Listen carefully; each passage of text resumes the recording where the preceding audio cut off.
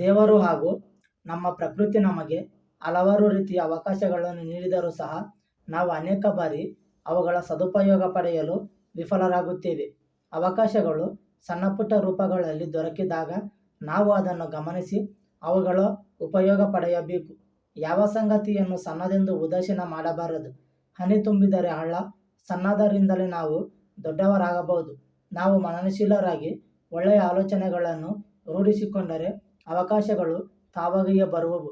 ಪ್ರಾಮಾಣಿಕತೆ, ದೈನ್ಯತೆ, ನಿಷ್ಠೆ, ಪ್ರೀತಿ, ತ್ಯಾಗ, ಸಹಕಾರ ಇವು ನಮ್ಮ ಬಾಳಿನ ಆಸ್ತಿಭಾರವಾಗಿರಬೇಕು.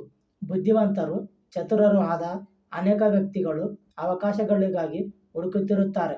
ಆದರೆ ಪ್ರಾಮಾಣಿಕ, ನಿಷ್ಠೆ ವ್ಯಕ್ತಿಗಳನ್ನು ಅವಕಾಶಗಳು ಹುಡುಕಿಕೊಂಡು ಬರುತ್ತವೆ. ನೀತಿವಂತ, ಪ್ರಾಮಾಣಿಕ ವ್ಯಕ್ತಿಗಳಿಗೆ ಜಗತ್ತೇ ಹುಡುಕಾಟ ನಡೆಸುತ್ತದೆ. ಪ್ರಾಮಾಣಿಕ, ನಿಷ್ಠಾವಂತರು ಆಗಿರುವುದರಿಂದ ಮಾತ್ರ ಒಳ್ಳೆಯ ಕಾರ್ಯ ಮಾಡಲು ಸಾಧ್ಯ. ಇಂಥವರನ್ನು ನಮ್ಮ ಸಮಾಜದ ಆಸ್ತಿ ಎಂದೇ ಪರಿಗಣಿಸಬಹುದು. ಇಂಥವರು ಸಮಾಜದ ಅಥವಾ ಯಾವುದೇ ವ್ಯಕ್ತಿಗೆ ಸಹಾಯದ ನೆರವು ಬೇಕಿದ್ದಲ್ಲಿ ಅಂತಹ ಕಡೆಗೆ ಯಾವ ಸ್ವಾರ್ಥವೂ ಇಲ್ಲದೆ ಧಾವಿಸುವರು. ಇಂಥವರಿಗೆ ದೇವರು ಒಳ್ಳೆಯ ಅವಕಾಶಗಳನ್ನು ಕೊಡುವುದಲ್ಲದೆ ಅವರ ಜೀವನಕ್ಕೆ ತಕ್ಕ ವ್ಯವಸ್ಥೆಯನ್ನು ದೇವರೇ ಮಾಡುತ್ತಾನೆ. ನಮ್ಮ ಜಗತ್ತಿನ ಶಾಂತಿ, ಸೌಹಾರ್ದತೆ, ದೃಢತೆಗಳಿಗೆ ಇಂತಹ ಜನರೇ ಕಾರಣ. ಇವರು ತಮ್ಮ ಶಕ್ತಿ ಮೀರಿ ಸಹಾಯ ಮಾಡುತ್ತಾರೆ. ಇಂಥವರು ತಮ್ಮ ಸಂಸ್ಥೆ ನೀಡುತ್ತಿರುವ ಸಂಬಳಕ್ಕೋಸ್ಕರ ಕೆಲಸ ಮಾಡುವವರಲ್ಲ. ಸಂಸ್ಥೆಯ ಅಭಿವೃದ್ಧಿಗೆ ತಮ್ಮ ಸೇವೆ ಅವಶ್ಯಕ ಎಂದು ಬಯಸುವವರು. ಕಠಿಣ ಪರಿಶ್ರಮಕ್ಕೆ ಹಿಂಜರಿಯದೆ, ಅಪಾಯಗಳಿಗೆ ಅಂಜದೆ ಧೈರ್ಯವಾಗಿ ಕಾರ್ಯಸಾಧನೆ ಮಾಡುವವರು ಇವರು. ಪರಸ್ಪರ ಸಹಾಯ ಹಾಗೂ ಶಾಂತಿಯುತ ಸಹಬಾಳ್ವೆ ಇವು ಇವರ ಬಾಳಿನ ಮೂಲಮಂತ್ರವಾಗಿದೆ.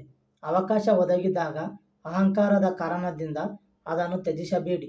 ದೇವರು ನಿಮಗೆ ಒಂದು ಬಾಗಿಲನ್ನು ಮುಚ್ಚಿದಾಗ 99 ಬಾಗಿಲುಗಳನ್ನು ತೆರೆದಿಡುತ್ತಾನೆ ಎಂಬುದನ್ನು ನೆನಪಿನಲ್ಲಿಡಿ. ಮುಚ್ಚಿದ ಬಾಗಿಲನ್ನು ಒಡೆಯುವ ಪ್ರಯತ್ನ ಬಿಡಿ. ತೆರೆದ ಬಾಗಿಲುಗಳನ್ನು ಉಪಯೋಗಿಸಿಕೊಳ್ಳಿ. ನಿಮಗೆ ಅವಕಾಶ ದೊರಕುತ್ತಿಲ್ಲ ಎಂದೆನಿಸಿದಾಗ ತಕ್ಷಣ ಗಂಭೀರವಾದ ಆತ್ಮಾವಲೋಕನ ಮಾಡಿಕೊಳ್ಳಿ.